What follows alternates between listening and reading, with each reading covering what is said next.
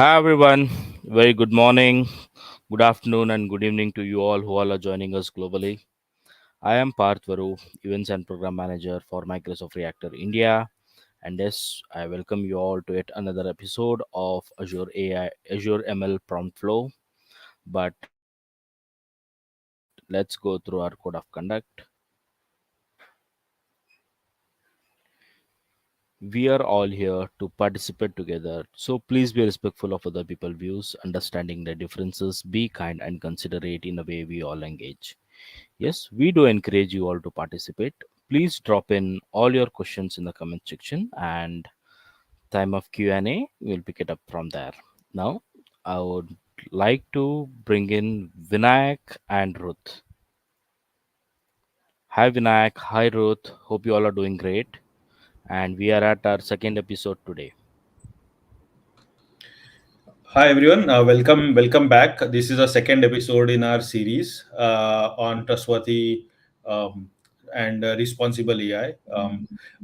So what we are going to talk about today is about prompt ML uh, prompt flow, and let me just start with the intro, and I'll also talk a little bit about why responsible AI is an important consideration. So my name is Vinayak Hegde, and I currently work as a CTO in residence at Microsoft for Startups.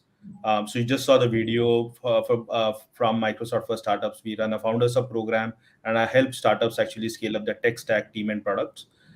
So responsible AI is an important consideration for startups building production AI systems. It's not something that can be bolted on once the system goes out to production, or maybe just before that. It needs to be an integral part of the system, right from the dev environment, testing, onto staging and production. And there are various reasons why you should actually um, care about responsible AI, right? So all the AI systems that we build have a social impact, right? Your users will be using them or making decisions. You'll also have, if you're a B2C startup, then the wrong responses by the bots or by the co-pilots that you build can cause consumer complaints, which eventually can lead to churn and loss of reputation, especially if it gets posted onto social media. And you've seen many examples of this in the recent past, even from bigger companies. And then there can be fines by the regulator or government, right? So you have to think about the social impact, and try to build the quality and trust with your users.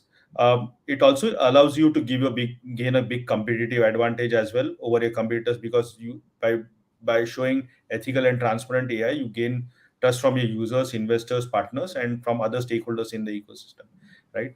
And I said, because of the accountability, transparency, and explainability that you build into your systems, it will help you actually also do legal compliance.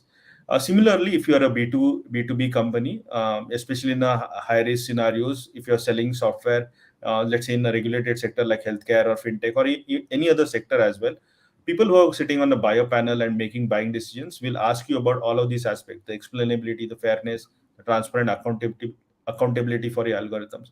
And they won't buy a product until you do well on these parameters. However, the tooling in this space is evolving quickly, and in this series we are going to cover, as I said, three different tools. We already have done one in this series, and we'll be posting a link in case you have missed the first one. We'll be posting a link to that. And this is the second part in the series. So we're introducing you to this tooling so that you can build better, robust, fair, and explainable AI systems. So with that, I'm going to introduce Ruth, who is the principal cloud advocate at Microsoft. Ruth has been specializing in Java, advanced analytics, data platforms, and artificial intelligence. In addition, she's been a well sought out tech speaker at various conferences like Microsoft Ignite, O'Reilly Velocity, and many, many more. And prior to Microsoft, she was also worked for great companies like Unisys, Accenture, and DirecTV. And over the years, she's gained a lot of experience with with software architectural design and programming. And she was also awarded DZone's most valuable blogger. So not only is she fabulous at tech, but she's also a very good communicator. With that, I think over to you, Ruth. Take it away. Thanks, Vinayak. Your introduction is too kind. Hi, everyone. It's a pleasure to talk to the startup community. Thanks for having me. As Vinayak mentioned, this is part two of a three-part series. We covered content safety in the last session. So some of the content that we have we covered in that session. I highly recommend you to go back and watch the video. Prath, can we share the link for the prior session that we had for people that are new? And for Yep. people that have come back for part two, thanks for coming back for more services that we'll be sharing. One thing to mention is for this workshop, it is going to be a lot of steps before we actually get to the good part of it. So I'm going to give you a disclaimer. We're going to be doing a lot of steps before setup steps. But please stick around, because once you see at the end the output that we're building, you can better appreciate prompt flow and how to build your applications using LLMs and other API services that you have. So the first thing I'm going to do is share my screen. Yep. The floor is all yours. Yeah. Okay, thank you. So I'm going to share my screen. Since this is a hands-on workshop, I highly also encourage you to ask any questions. This is an interactive session. There's no person left behind.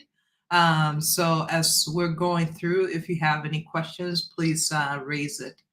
But before we start this session, I want to take you to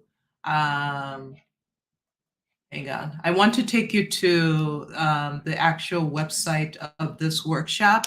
If we can paste the link of the workshop, that'll be helpful for the users. Once the URL is up, basically what you need to do is go to the website. All the different workshops that we're covering is listed below. You can read the description. But most importantly for today, for the workshop that we're covering is Azure Prompt Flow. So select that now if you have your environment, your computer. The next thing you need to do, because it takes about 10 minutes for all your dependencies to be created in an environment for this workshop. All you need to do is click on Build Lab Environment, go to that page for Prompt Flow, and just click on Open GitHub Codespaces. So once you open that, automatically it should have like a green interactive window. If you don't have that, just click on New. For me, I already have environment that I prepped for this workshop, so you don't need to worry about that. But click on this. Don't do anything else. While we're going through the introductory PowerPoint, you should be able to see in the background, it'll be building your environment. So you see a screen that looks like this. Just minimize the screen. Then we'll go back to covering the context of what Prompt Flow is and giving you a background on it. So another way to access this workshop is going to the URL that's above. That's another way you can access the workshop directly and follow the steps that I just showed you to launch Prompt Flow. Another thing is if you have your phones, to scan the QRL and that should take you to the link of the workshop, and just launch the GitHub code spaces, then you should be good to go. So with that said, let's get started. So today we're going to cover prompt engineering, lay a foundation. We hear about prompt engineering. What is it? And what does it do? The next thing is Prompt Flow. This is Azure Prompt Flow features. I'm sure you're wondering, okay, what is that? What does it do? So we'll go into details. And next, we'll talk about the capabilities of evaluating your flows on a larger scale. Then we'll dive right into the hands-on exercise. So I hope you guys are excited as I am. Prerequisites. Number one, since you guys are the startup audience, I'm assuming most people are in the Founders Hub program. If you're not, also put a note if you want to join Founders Hub, and we can provide more information on that if you're a startup. The next thing is your Azure subscription that you're using today. Make sure it has Azure OpenAI enabled. I believe the Founders Hub participants do have that already enabled. Then the last thing is you need to sign up for GitHub Code Spaces.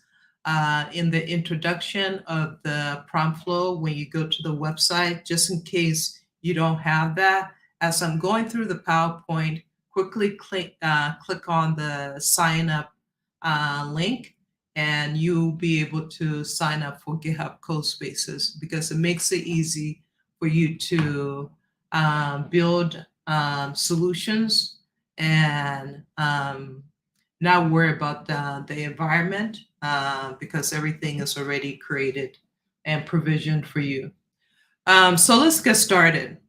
So the trend that we're seeing in AI today is AI is growing at a very rapid pace in terms of innovations and breakthroughs, which is very exciting. I remember in 2022, we were just talking about traditional machine learning models, and by the end of the year, it was OpenAI, and all of last year, all the conversations were around generative AI and all the powerful different capabilities of it. So I'm sure you guys are aware of this and experience this.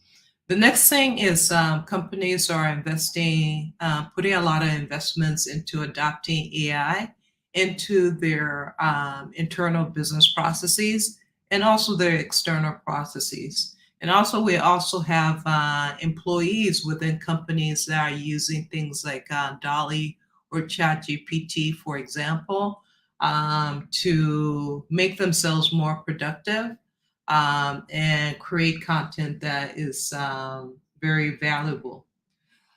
With all of this excitement, we're also seeing society expectation evolving. There's a lot of excitement, but a lot of scrutiny and concerns around AI and the potential harms that it can cause to individuals and society. And Vinayak already expressed that in the introduction. The next thing is with all the uproar and concerns that people have, we also have governments responding as a result and starting to put regulations in place for AI systems or solutions out there. So this is something critical that startups should also be aware, because you can build an AI system. If it's customer facing, you could be liable if your AI causes any harm, or if you're a B2B startup and you get acquired by partnered with a larger organization, if something goes awry, you will also potentially be responsible. So the next thing is what is prompt engineering? So prompt engineering is part of natural language processing that involves embedding descriptions of tasks and input to a prompt to enable the model that you're creating to output a desired result that you want. So when we say prompts, what does that mean? So prompts are usually descriptions of exactly what the system is going to do. If you look at a system prompt, it also provides instructions on what it should and should not do. So let's say, be polite, do not do this, you must decline that, or instructions on where to find the data.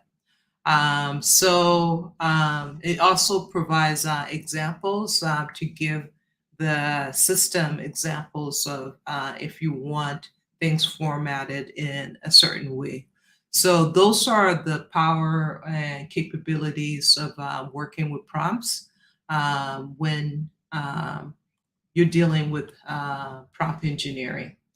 The next thing we're going to cover, this is pertaining to this particular lab that we're doing. I'm sure a lot of you guys have heard of vector database and vectorization and embedding. So this is a quick overview of when you hear that, what do we actually mean? So with vectorization is basically taking a whole bunch of text. So let's say you have a text that said her dress is a prom dress. All it's doing, the very first step is converting the words into a token. So the token is just a mapping to a meaning. So think of a corpus of vocabulary or a dictionary, and this is a mapping that for this particular word, this is a numeric representation of that word. So it converts it to a numeric token. Then the next thing is around embedding. And this is where, if you hear of like the different embedding systems out there, like OpenAI, there's text embedding hyphen ADA. That's another embedding model that you can give it text. It's able to go through this transformation. And basically what it's doing is grouping your text into the meanings. So the different meanings that it has in its dictionary. So if you look at the word capital, what does capital mean? We can be talking about capital letters. We can be talking about a location, like, okay, the state capital. Can be talking about capital punishment.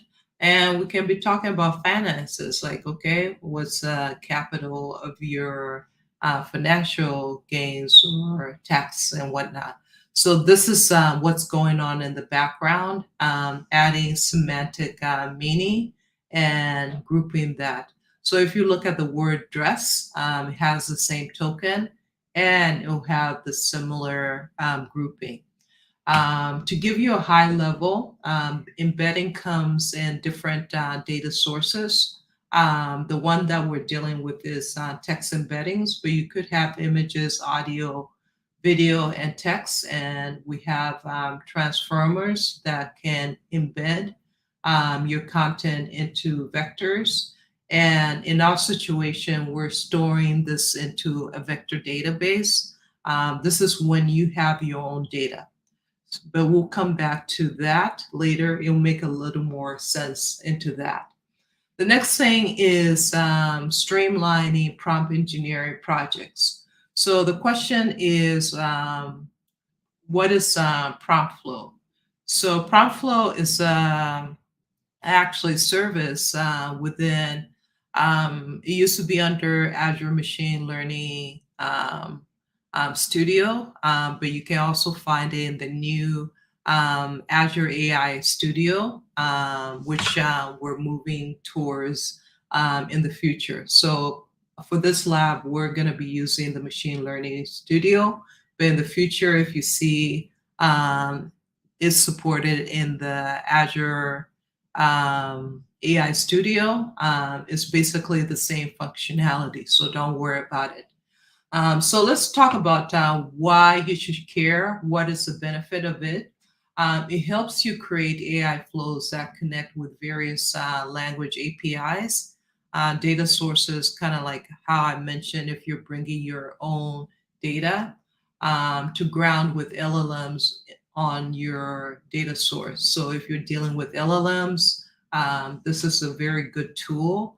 It's a visual interactive tool that you're creating on a UI, on a visual flow. If you're to do all of this in, let's say, a notebook, it's going to be a lot of tedious lines and different libraries that you probably have to bring in for the different components. So this is a very good visual way of adding the different components into your flow, and also adding logic in the way you want to build your AI application. The next thing is kind of like how I mentioned. First, it's a platform that you can design, construct, tune, evaluate, and test, and also deploy your LLM workflows on a larger scale. Um, the good thing is Microsoft also provides pre-built evaluation templates. As you guys know, evaluating LLM applications is a challenge. But the good thing is you do have pre-built solutions, evaluation templates out there. And the good thing is also, depending on your use case, you can pick and choose what evaluation that you want to utilize to see how accurate things like accuracy, how relevant your responses are. Is it grounded? We'll get to groundedness later. Then sometimes you're creating prompts and you don't know which one is more efficient based upon what you wanted to do. So this gives you an ability to create different prompts, system prompts, which we're going to cover in the lab. And that gives you an opportunity to compare performance and also outputs to figure out, okay, this is the best prompt that would be suitable, that has less errors when you're dealing with your end AI solution that you're building. So just a walk in memory lane with traditional machine learning solutions. The steps is we have machine learning engineers, data scientists, you have a model, you have data, you have an environment to run it on, you have features. And the typical metrics that we're looking at is things like accuracy. So you see like, okay, a 90% accuracy score. Problem is these are aggregated. This is an aggregated calculation that just gives you a number. But where are the human-centric aspects that will show you things like bias or things that could potentially pose harm? And also, usually you're building things from scratch. When we come to LLMs, it's the same audience. You have machine learning engineers, you have app developers, so AI developers. What are you using? You're using LLM models. So let's say you're using OpenAI, Azure OpenAI, you're also using agents, you're using other plugins. So are you plugging in Wikipedia? That sort of thing. You're also creating prompts on do's and don'ts, restrictions, and instructions on how your system should behave. Sometimes you're creating chains of how you want that conversation flow. And also, you are integrating with other APIs as well. So it gives you that capability. We're in the LLM um, side of things, the good thing is we're still sticking to our traditional accuracy, depending on what the use case is. We're also doing fairness assessments. We're testing for groundedness. So groundedness just means that, okay, if you have your business that you have utilized, because one thing with these large language models that are already pre-trained, they were trained at a certain point in time. So if the models were trained last year, anything happening this year, if you ask questions towards that, it's not going to have. So if you have your particular business that you want to pose users to have pose queries or inquiries against, and you need a response back, groundedness make sure that it is the responses are coming directly with the sources that you told it, data sources that you told it to grab the information on. The good thing is it also brings relevance. So let's say I have a dental office and somebody comes in there and enters a prompt on, okay, can you give me tax advice? If it's not grounded, yes, maybe the OpenAI solution is going to give them tax advice and whatnot. The problem is this can pose a problem on your business if things go awry. Um, that sort of thing. So you want to make sure things are relevant to your business. Then you can also measure for cohesiveness. I talked about pre-built versus fine tuning. So pre-built is already pre-built LLMs, and fine tuning is when you add data and retrain on top of the pre-built solution. So, on a high level, what are the capabilities? You're able to develop the workflows. So, flows, you can connect your data sources, language model tools, and customize it the way you want. The good thing is you can also bring in Python if you need formatting or other logic, business logic that you want to integrate into your flow. You have the capability of testing. We already went through that. Then you also have an opportunity to create prompts and do some prompt engineering. So if you took our last part one of this series, we went into depth about creating prompt engineering, good prompts to also prevent some malice, like things like jailbreaking. So all of that still applies to this. Then if you have multiple prompts, depending on the different audiences too, because it could be the same products, but you're catering it to different audiences, you can create it multiple prompts for your solution as well. Then you have the ability of comparing results and figuring out what is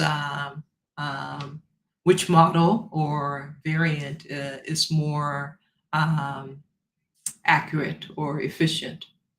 Then when it comes to connections, it has a very good user interface for you to connect to things like Azure OpenAI. So all you do is provide the API and the endpoint API of your service that you want to bring in and the key.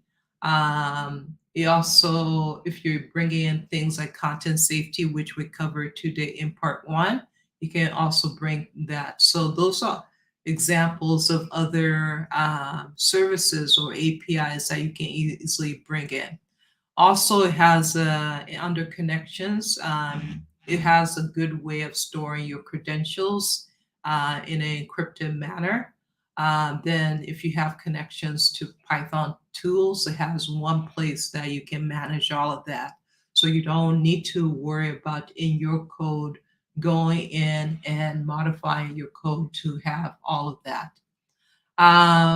Then finally, kind of like how I mentioned, when you're creating your prompts, groundedness is important. So you're specifying that, okay, you should restrict your um, results from this data source. You can add do's and don'ts of what it should do.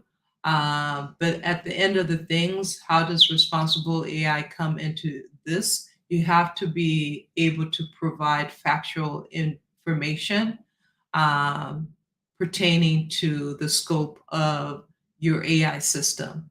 And sometimes, even when you provide factual information, kind of like, let's say for the dental use case that we're using, somebody can come and ask for something related to dental, but your solution may provide a correct answer.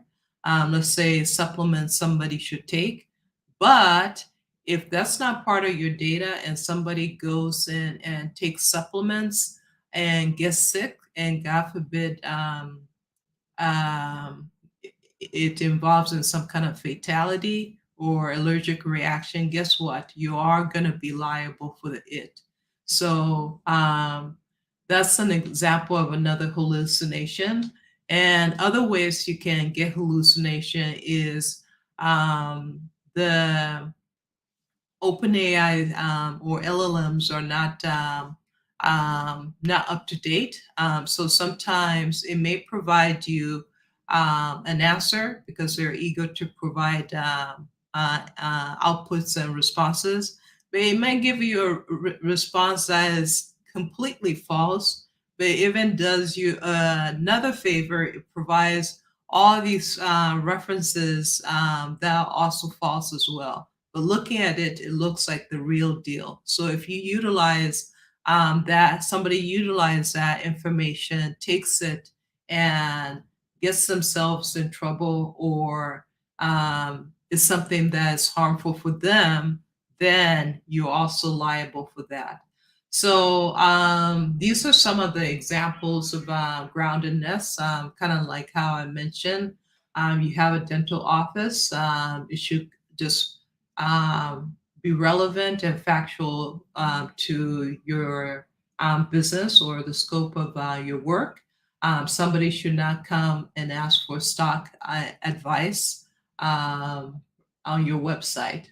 When we talk about hallucination, this is not providing factual information and also providing references that are false. So, for example, giving information like cats are descendants of peacocks. Let's say somebody asks, okay, what are the where are cats descended, or what are the descendants of cats?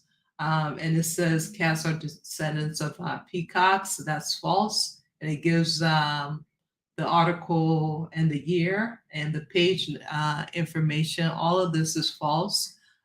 So those are things that could happen. So we have to be very vigilant on that. Then the next thing is around evaluation. I already covered this. This will be covered in the module that we in the exercise. But basically, you do have pre-built solutions. You have multiple variants of your prompt, and you can evaluate how your the different variants are performing and look at the scores. The good thing is you can also do bulk tests on your testing on a larger scale. So that is basically an introduction to prompt flow and what it does. So in this exercise, we're basically going to be using a bot, creating a bot from scratch. using a Contoso dental clinic. So to go to the workshop, if you already have it open or you don't, use a hyperlink or also the QR code that would take you directly to the exercise. So let's exit out of that. So let's get back to the workshop. So with the workshop, the very first thing, the prerequisites that I was mentioning, make sure you have open AI. If you don't, this is a link later on that you can request the OpenAI access to your subscription and also sign up for Azure Code Spaces. Before we started, got into the presentation deck, we launched Azure Code Spaces. It brought up a screen that downloaded all the Python dependencies and the different dependencies that we need for this lab. So that was running in the background.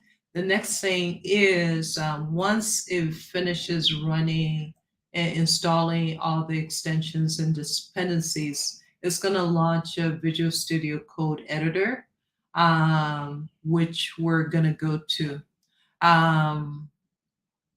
So that's, let me close out of this.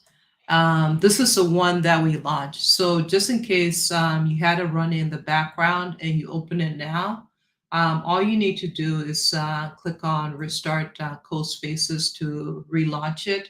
So everything that you've done, even if you set environment settings and whatnot, everything that you do is going to be stored. So that session is still alive and active. So as it's loading the Python code or the Jupyter Notebook code, the very first thing you need to do is set the Python environment. So in the instructions, all you need to do is click on this copy icon. And when we get back to GitHub Code Spaces, you should have a prompt.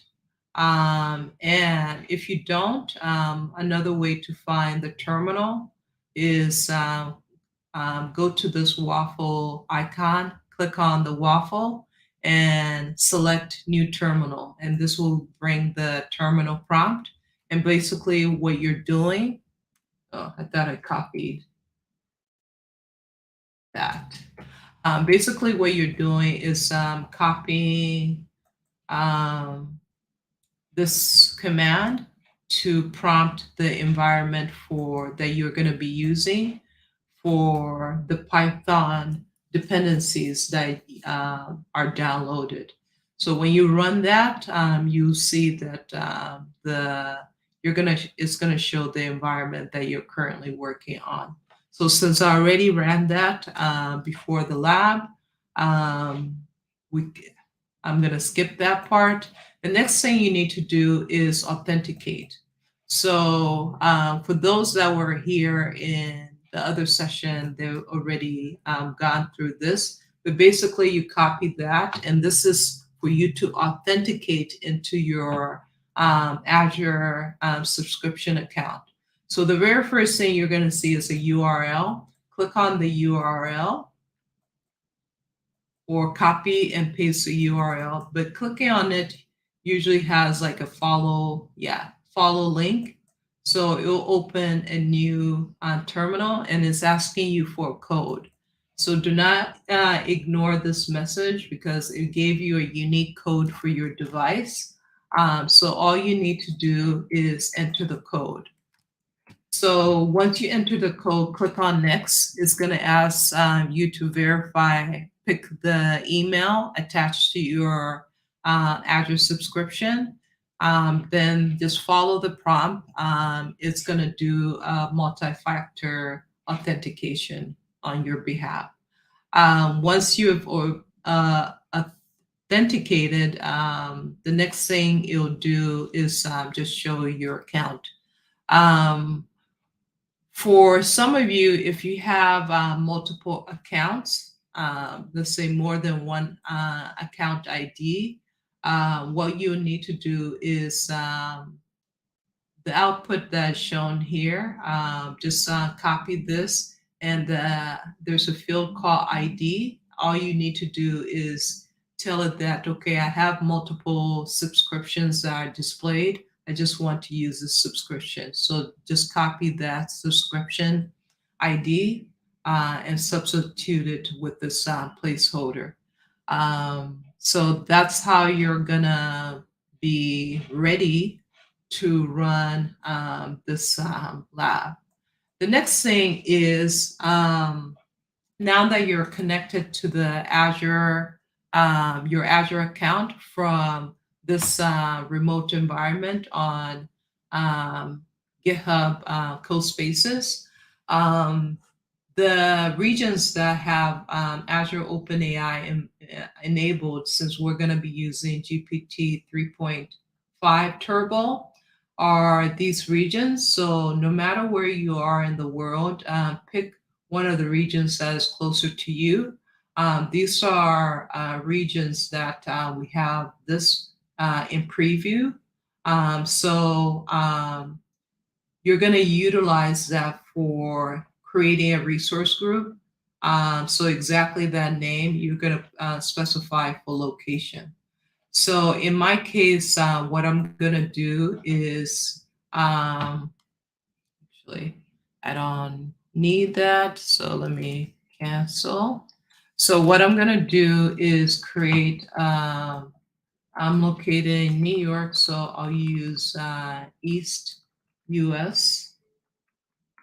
I can type this morning. Then also I'm going to give it a name. So just give it a unique name, just in case it fails. Just know that it needs a unique name. I'm going to give it RG to remind me that it's what's it called? Resource group. So you're going to get an output like this. It's just confirming that you've created your resource group. The next thing is we're going to run a bicep script that creates a lot of provisions, a lot of resources, Azure AI resources that you need. All of those need to know what your resource group is. So instead of entering a resource group over and over again, the trick to set your resource group as an environment variable, so it won't ask you for all of that, is replace this placeholder and set your resource group. So whatever resource group that you just created, just enter the name of it and press enter. Since I already used a different resource group that I created earlier, I'm not going to go through that step. But that's how to set the default resource group in your environment. So the scripts that you're running would, would know which resource group to create it under. And the good thing is everything that you create is going to be in that resource group bucket. So the next thing is we have the bicep script.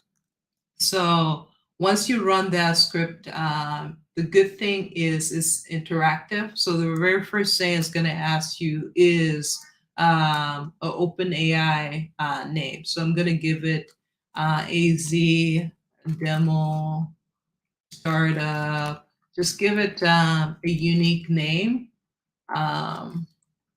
Say workshop. Then it's going to ask you for content safety. Enter the name, content safe. Then the next thing it is going to ask you is you're going to create a Azure Workspace. So give it a unique name. So let's say I entered Azure ML WS, which is Workspace. If you use the same name, it's gonna fail because it is a duplicate. So this name needs to be unique so you can add um, like your initials and whatnot. The next thing you need to do is out of that list of resource groups that I provided, also select the same resource group. So for me, since I use East US, I'm going to select that and press enter. Since I already ran this, it's already provisioned resource for me. But once you create, press enter, you have a spinner. And basically, the spinner will run for about, say, 1 minute and provision all the resources that you need. So that's what's going on. Once that's done, the next thing you need to do is go to your Azure environment and under resource group. So go to um, your resource group and under the environment that you work resource group, sorry, I'm getting tongue tied. Under the resource group that you created, everything that you just did in the bicep, these are the resources that it creates. One thing you need to do is click on the Azure Machine Learning Workspace. Once you do that, you're going to see something here, a link here that says download config file. So you can click on that. It's gonna download this config file in your local environment. In the lab, it asks you to click on Studio, get into the Azure Machine Learning Studio.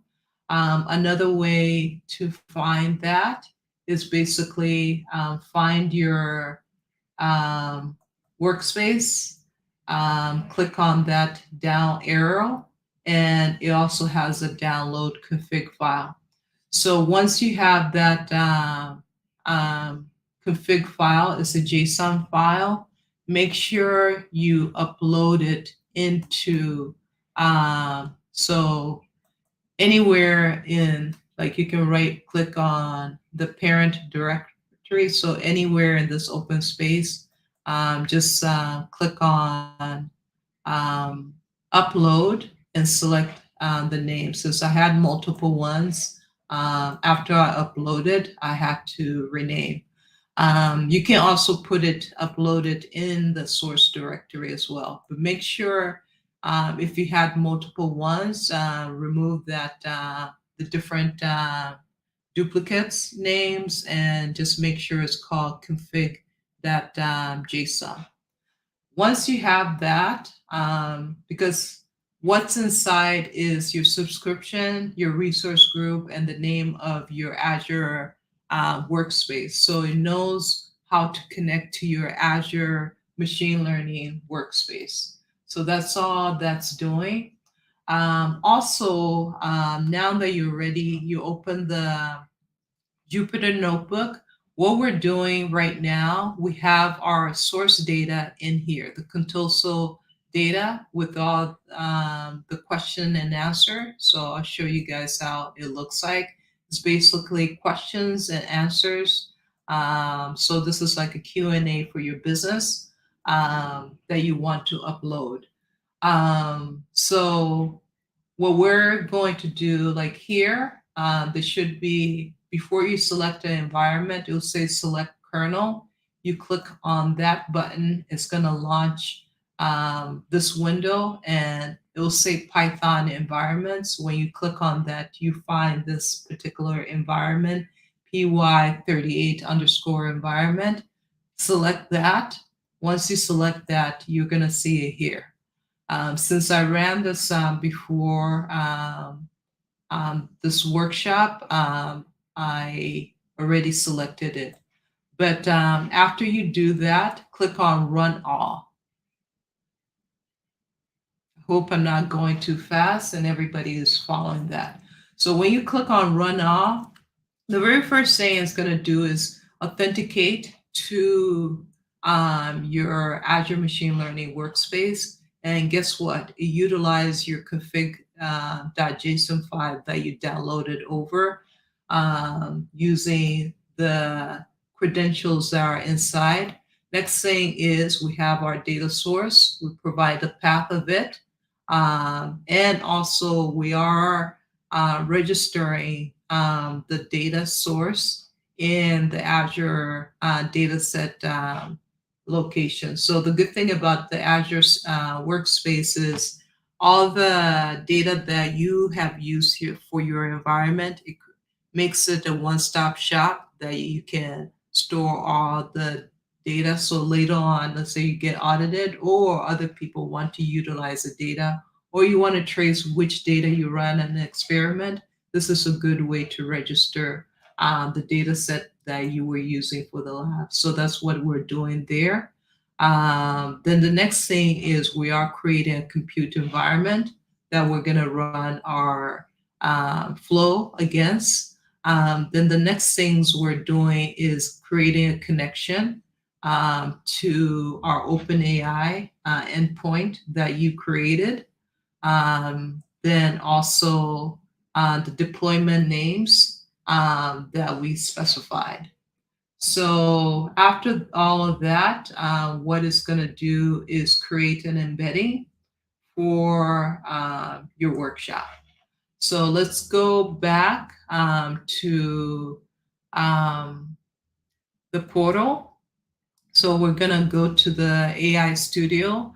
In your lab, it should provide a URL after you run the notebook that you can click on in order to get to the studio.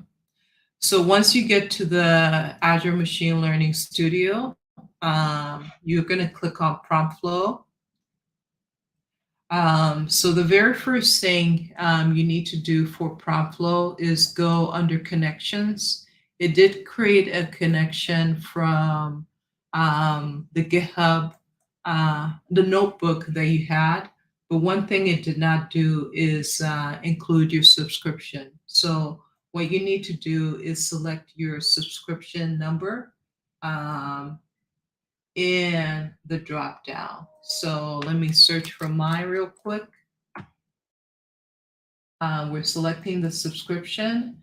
Then I also need to give it the name of the prompt, the OpenAI service that I created. So that's that. Then the next thing we're going to do is come back to the flow.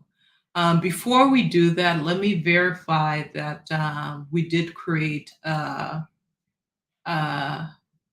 GPT environment. So give me a quick minute. Let me confirm that we did create a GPT environment. So I'm going to go to OpenAI. I'm going to go to Explore and Deploy.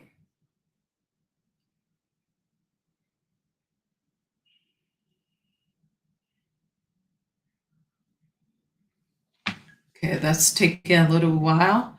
While we wait, are there any questions? Okay, I take that as a no. There are a couple of questions. Um, let me quickly take them. Okay. I think there is one question regarding the support for GPT-4 API.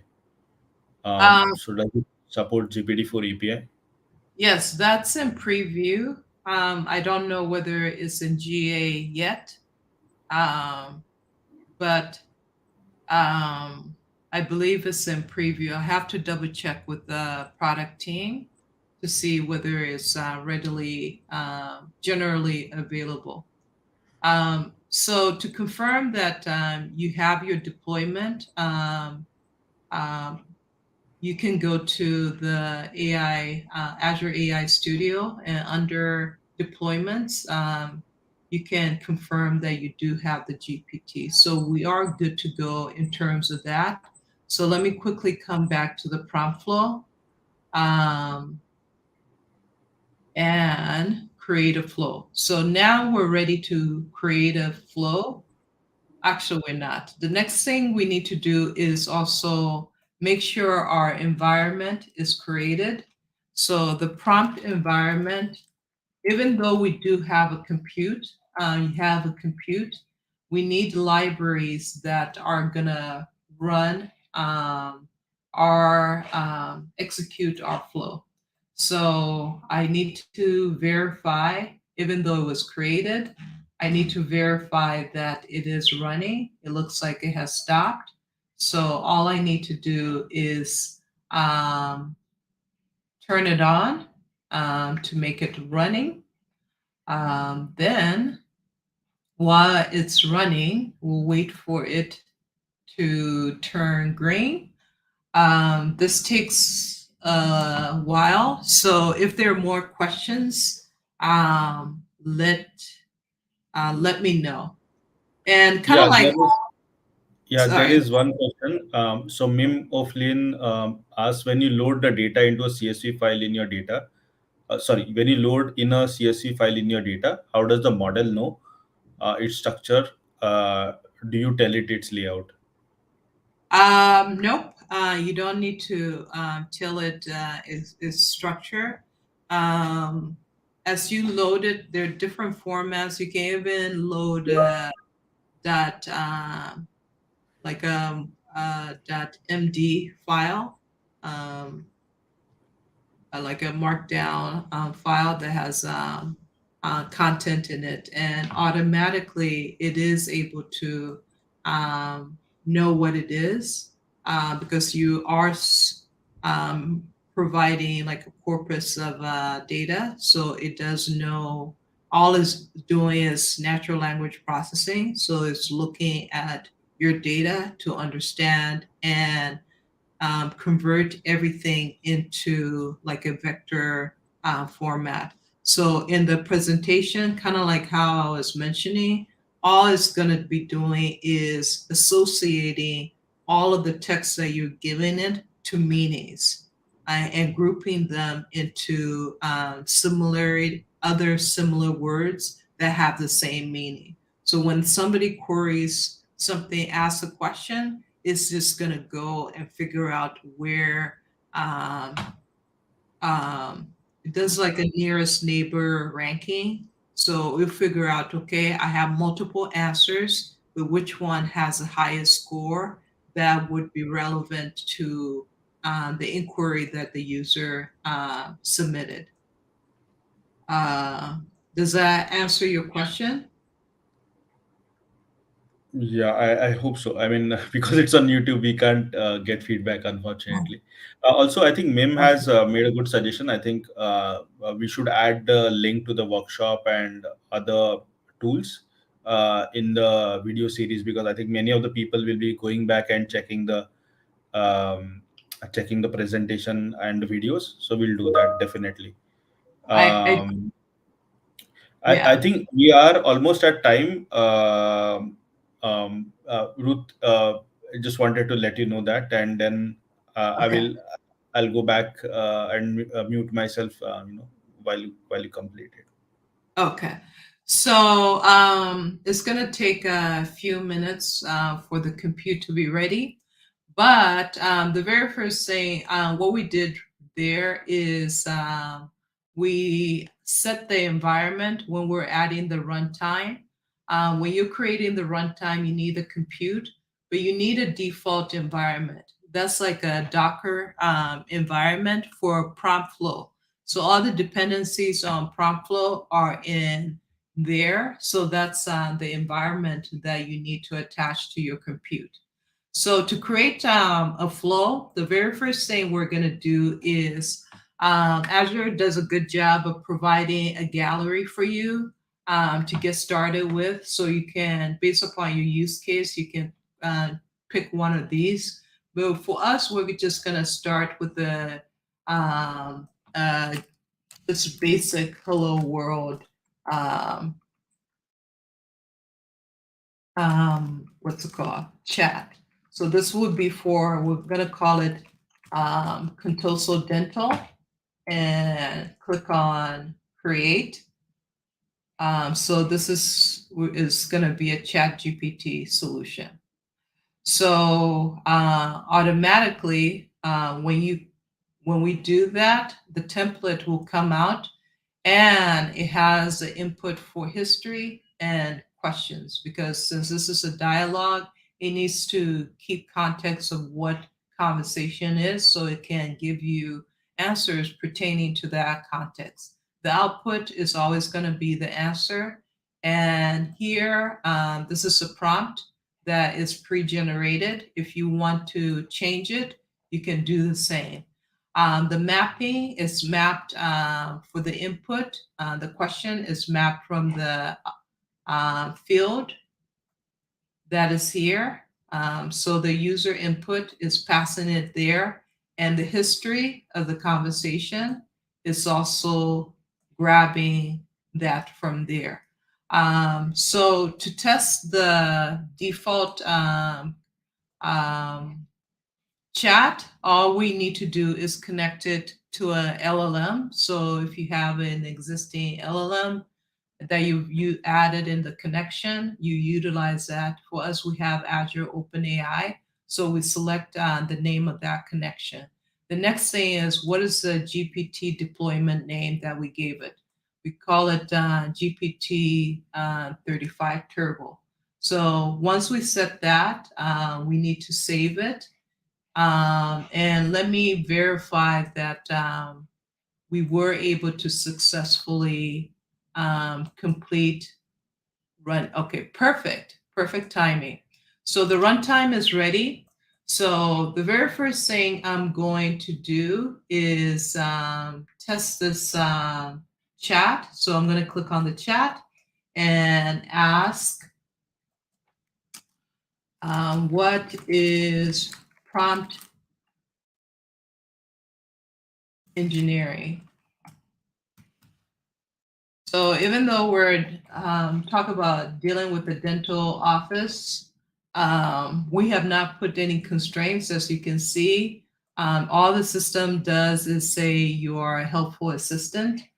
So let's see what output it gives us for prompt engineering real quick. While that is running, so it gives you an information on prompt engineering. Okay, let's ask it a question. Let's see. Let me find a question real quick. Okay, so I'm gonna say my molar tooth is aching. What could be the cause? So I'm gonna go back to the flow and ask, because hey, this is a dental office that we're dealing with. And let's see whether it knows the answer. And mind you, this is just using Azure OpenAI. So while that is running, is gathering the output, we're gonna quickly look at the answer. So sure enough, it's telling me that, okay, with my molar tooth ache, these are the potential causes. So it could be a tooth decay, gum disease, dental abscess, I don't know what that is, impact tooth, teeth grinding, and sinus infection. So finally, I'm going to ask it, what is the dental office? And this is what I was telling you. If your LLM, your model was trained in the past, is pre-built, it may not have the up-to-date information, that pertains to the dentist that I thought I was chatting with. So how can we change this to make it customizable to your data source? So the very first thing we're going to do is we're going to use embedding. So we're going to select embedding. Embedding, we're going to call it embed question. So I'll do this real quick. Sorry if I'm rushing. So with that, I'm going to give it a connection. Oh, actually, no. Sorry about that. Let's not do that yet. I'm going to give it, let's see. Yeah, actually, yeah, it is going to be embedding. Sorry about that. That's the beauty of when you start rushing, we start making mistakes, but all of this will make sense to you. We need to select the connection of the model. We need to give it a deployment name. So the deployment, since we're dealing with embedding text, because you typed text into the prompt. Mind you, the data source that you have in the vector database is in numeric format. So you can't search text on numeric format. So that's why we're creating an embedding. So we have the connection to Azure OpenAI. We select the same embedding that we use to embed the input in the database, because that makes a difference. If we use a different one, it has a whole different dictionary, and that can screw things up. So you have to use the same one. Then we're passing in the question.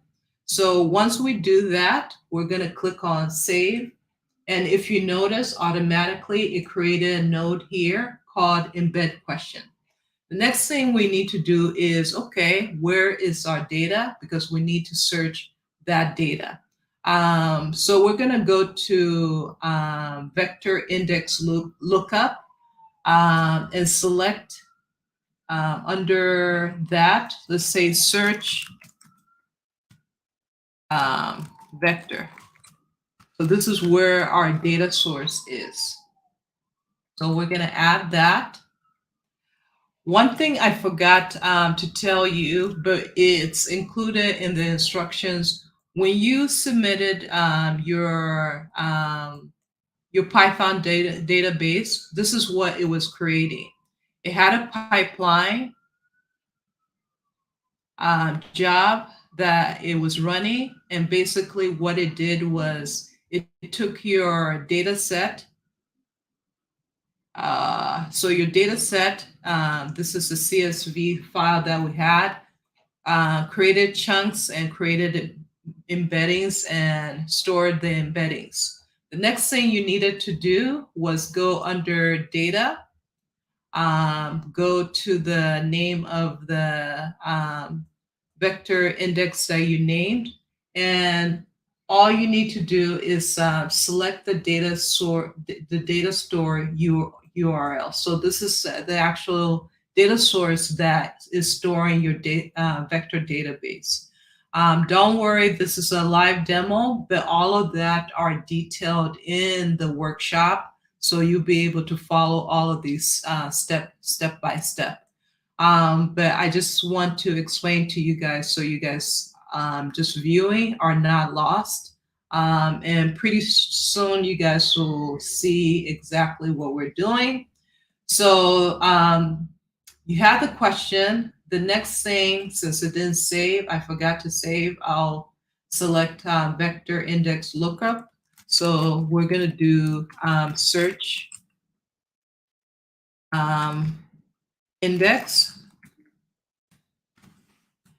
Then we're going to do add. So the path it needs is that vector store that it created.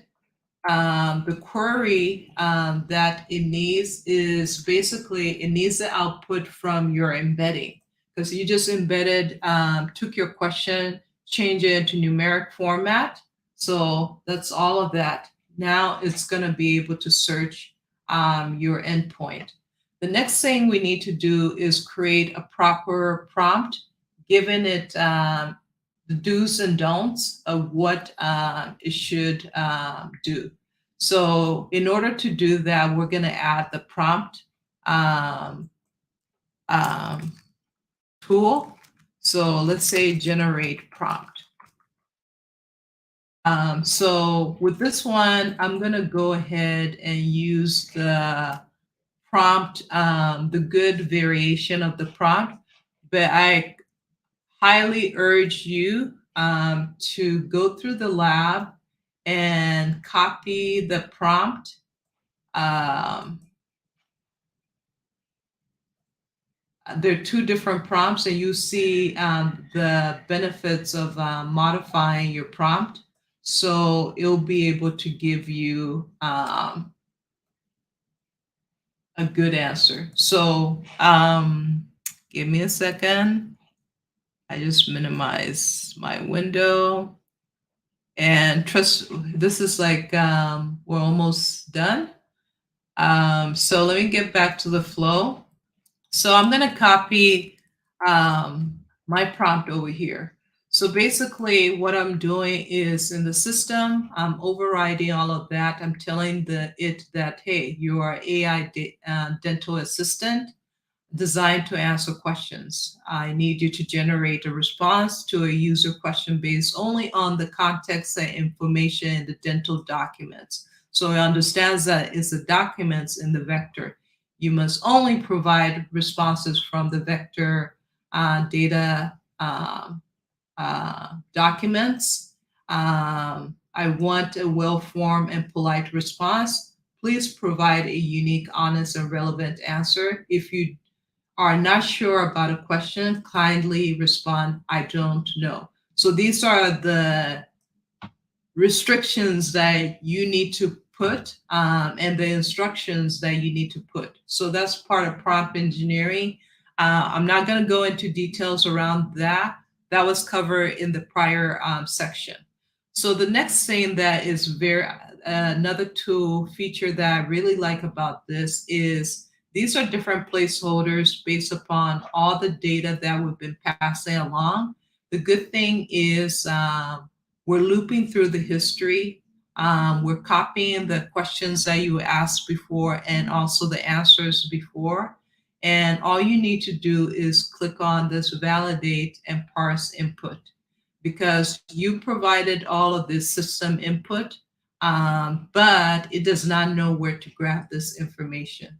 So for the history, we're going to tell it that go to the input history. That's where you're going to grab the history information.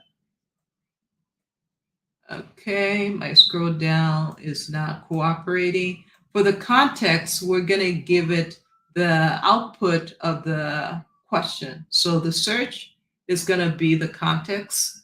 The question is the initial input question. So we're going to save that before I lose that. So as you can see on the other, on the right-hand side, as we're creating all of these nodes, you were seeing all these nodes connect because we take an output from one and feed it into another. So it's the logical way of building your prompts. Lastly, we want it to provide an answer. So I'm going to override what was there before and say answer. I just call it a name answer. You can give it whatever name you had. And remember, I had all of these fields, but since we have a new parameter, we're going to call it, say, generate. So it knows that, okay, it needs an answer. So where are we going to grab that answer is under the generate prompt, the prompt that you had.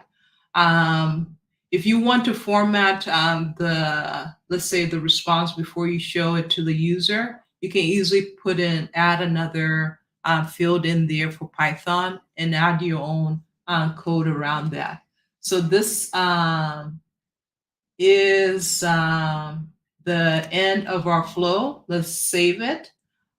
So the next thing we're going to go and do is we want to clear the cache. We don't want it to confuse the last conversation and pick up from that, since it was providing answers that were kind of off base. So the last question that we asked it was, what is your address? So let me make sure I find that. So now let's go back and see whether it's able to read from our input data. So I'm gonna go, let me minimize that.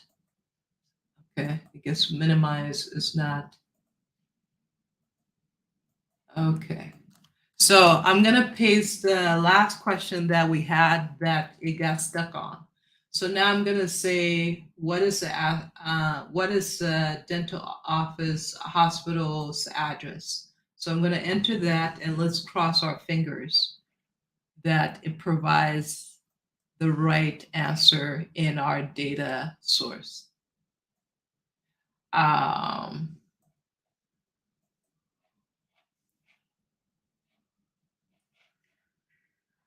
So let me come back. Still running. Okay, so if you notice, it provides the address of your data, because now, based upon the restrictions that we gave and our input, it is reading from our data. The next thing is, let's give it another information to confirm that it is reading from our input. Then I'll show you something that is a responsible AI violation example. So please look at this screen. Since we rushed, we are skipping certain parts, but initially, before we add another variant, what you're going to do is it's going to give you all the answers pertaining to your document. But we discover a flaw that we asked what supplements are good for teeth. It was not in our data set, but it did provide an answer. What is the implications of that? It has nothing to do with the data that your business has. So let's say in a medical scenario or use case, if it's to recommend supplements or medication, and somebody takes that, has a negative reaction, guess who's going to be liable? It's going to be your business. So that's where groundedness comes into picture. And another thing is, it lists all of those supplements that are so-called good for the teeth.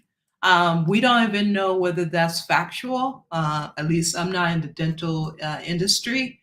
But let's say it was false. That's another thing that you're going to run into. But since we're speeding up, I'm going to ask the question, because there's going to be a part that you create another variant to improve your prompt. So now I'm going to ask it again, what are the supplements that are good for your teeth? And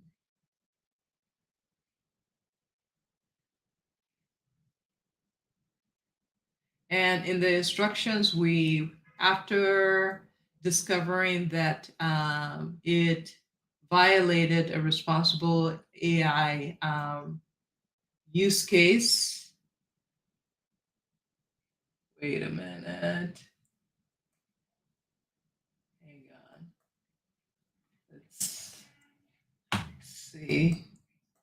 Okay, I think I probably used the wrong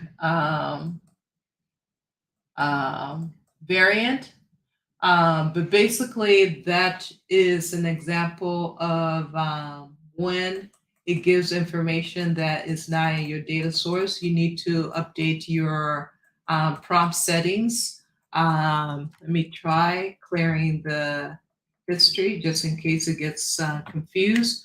But basically, in your lab, after updating your prompt, it should be able to come up with a response that says, I don't know. So in 2 seconds, I'm going to also quickly walk you through how to create evaluations. We're not going to have time to go, okay, so now it is reading our prompt. So I needed to clear the session. But after giving it strict instructions, now it's not going and giving people all of those supplements. So once you're excited, happy, and ready to with your flow, the way to test your flow is first you launch under the evaluation icon. You are going to specify the data source that you created from the name that you gave your data source when you were in the Jupyter notebook creating the index and registering it. So you use a registered data set for chat history. Since we don't have anything in history yet, and it's a list, we're just going to do open and close bracket. What is the question? You're telling it with the data that I just provided, reference the question section. The next thing we do is, what's it called? Click on next. Actually, wait a minute. Do we skip any steps? We need to select a template. Okay. So we click on next instead of submit. So we're going to click on next real quick. Okay, now my screen is acting up because this is, okay, that did not go well. So quickly, once again, since my mouse is not responding, I'll try this one more time. If not, you can go. So, okay, so we were here. We needed to click on next. So this is why I was telling you that given your use case, if you have a classification type of use case, you can easily use classification and check for accuracy. For us, we're dealing with our data, so we can say, okay, I want to test for groundedness, make sure it's not giving information that I did not give it. You can also test for relevance. It is giving answers, but how is it relevant to the scope of your workshop? So we need to populate these other fields. For context, it's going to be the same as the output that's covered in the lab. Then let's scroll down, and for some reason, my mouse is not cooperating, but to run the evaluation, you need the connection. So that's that for the groundedness. Also, I need to come and set the output, the context information. So that's the output. Then also connect with this. So we're using GPT, so it automatically does all of that. When we're done, that's when you submit. You're gonna submit, and let me cancel out of this if it can cancel. But basically, once you go into run, let me open another screen since we're at time. You can go to Prompt Flow and go under runs. It will show you all the history runs. So the ones that have started and not started. The key thing is when, and actually it's better for me to bring the actual workshop. So after you go through all of that, the good thing the evaluation does is it gives you the individual use cases, the tests that I ran. and it's giving a score for each one. So if one of the tests, individual tests, failed, it will say failed. If it completed, it will say completed. If you scroll over, it gives the score. So between 0 and 5, where 5 is a high score, it was accurate based upon the output. One, that means it's not good, that sort of thing. So that's how to gauge how well your flow is performing. Since we use multiple, what's it called? Metrics, we use relevance, we use groundedness. It's also going to show that same 5. So you may see something like 4.83 or 4.9 9 or 5. That's the score overall summary of how well your flow performed. So sorry, we ran out of time, but I hope this gave you guys an idea of prompt flow, how to build robust applications using your LLMs, and a visual way of doing it, and also evaluating it at a larger scale, and also keeping responsible AI into picture. And that's it. Any other questions? Let me just quickly check. Um, so Memo Flins asked a little while back actually the GitHub link. I'm not sure of okay of the website. There was a question about how do you add constraints. Add constraints. Oh, that's in the prompt.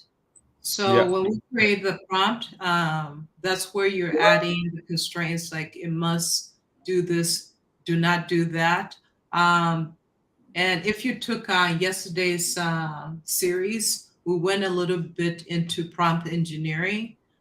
So that will also give you another idea. But where we're doing the asterisks, do not do this, that's how you emphasize the importance of it into for the prompt engineering as well. You tell it verbally and it understand natural processing.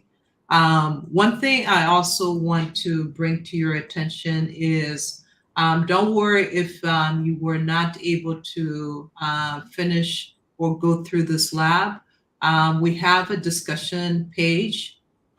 So any questions that you have, just go in here and add a new discussion question, select the question that you have. We're monitoring this and we will answer every question that you have, any errors that you have, screenshot and whatnot. But at the end of the day, we're here to make sure you understand this, and how, if you have questions, how to apply it to your use case, we're also there. We showed you groundedness easily with the content safety that we did yesterday. You can easily incorporate it also into this flow. So there are a lot of things that you can do when you're creating the logical flow of your LLM or generative AI application. Cool. Should we take one last question? Yeah. Jonathan asks, is it possible, for example, to filter by user data? For example, a customer that asks about its data. Like Yes. this is about filtering. Yeah. Yeah. So if you look at the example, this is what we were specifying.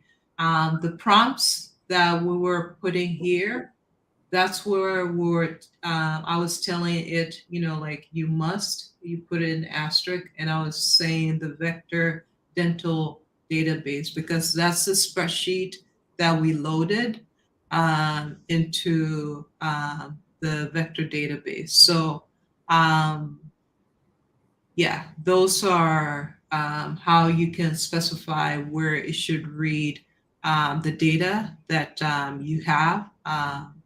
And I believe you're going to have different data sources. It's not going to be always CSV files. Um, what we'll do is at the bottom of this, what's it called, video, once it posts, I'll also share the link in the description, the different data sources that you can also utilize. So it'll help you in the engineering to say, reference this data source and reference that data source, that sort of things, and also the different data types in your data lake. Cool, cool. Cool. I think we went a little bit over time, but I think that was fairly comprehensive. And the fact that you can, if you're watching this video later, you can actually go to the discussion and get your problem solved, right? So the idea was to kickstart your understanding of Azure ML Prompt Flow, and help you kind of build better tools. This is, as I said, like the second in this series, and we'll have the third part happening on March 13th, if I remember right. Let me just check. Yeah. Yes, March 13th. Yeah, Mhm. on March 13th, we are going to talk about the responsible AI dashboard, which is like the third and the concluding part of this series. So, I mean, me and Ruth will be there again to explain you one more tool in this, one more tool in this toolbox, so that you can actually build better tools. With that, I hope you found this enjoyable. And like, if you know any friends who are coming for the third one, I would request them to go to the first two labs, because the third one also builds on that. We'll talk about the traditional ML models in the third one. Yeah. Any final words, Ruth, before we stop? Yeah, actually, the last one is very exciting. It will definitely blow your mind. A lot of audience have been asking for this. They don't know it's aware it's out there. So it'll help you with things like transparency, how to debug and show transparency in your how your model is behaving. So it's no longer a black box; it's a glass box. So you know exactly how your model is thinking, but we'll cover that on the 13th. So thank you so much for you guys' time and patience and all the um, good questions that you've asked. I'm looking forward to continuing the discussion on the workshop website as well, and see you guys soon. Thanks for having me. Thanks, everyone. See you on March 13th. Bye.